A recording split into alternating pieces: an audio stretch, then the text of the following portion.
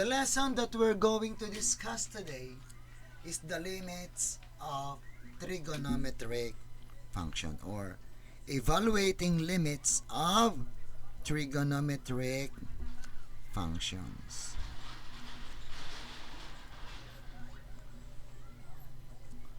Trigonometric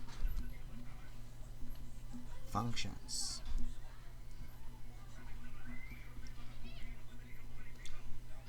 In evaluating limits of trigonometric functions, we need to have a tool which is called table of trigonometric functions, table of values of trigonometric functions. It looks like this. This is handwritten, and there in the first column you will see the degrees. On the second column you will see the radian equivalent of these degrees. So you need to have this with you in order to evaluate properly, evaluate correctly the limits of trigonometric functions. Now for a start, we have an example. Limit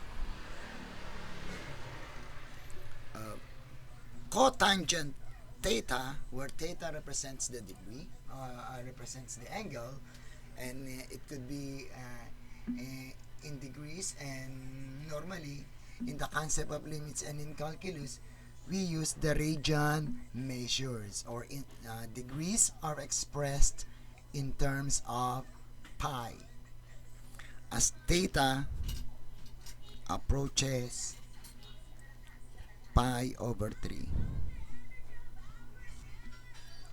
So what is this? What is this value?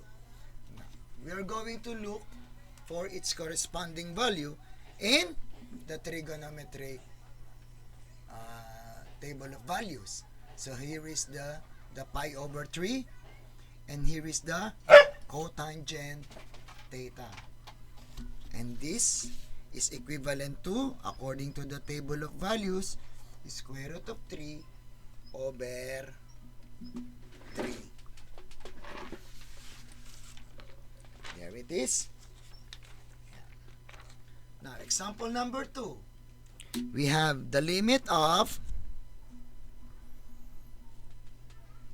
cosine theta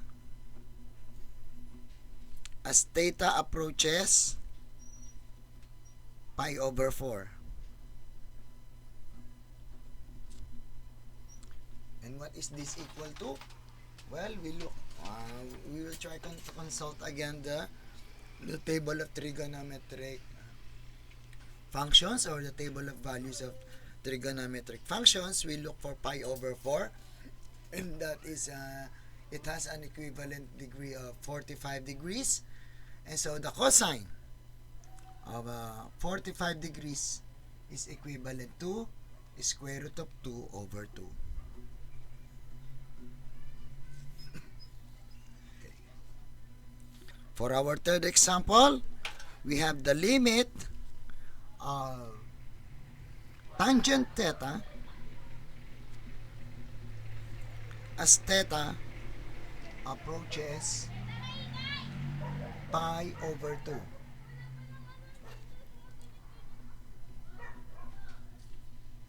And what is this equal to?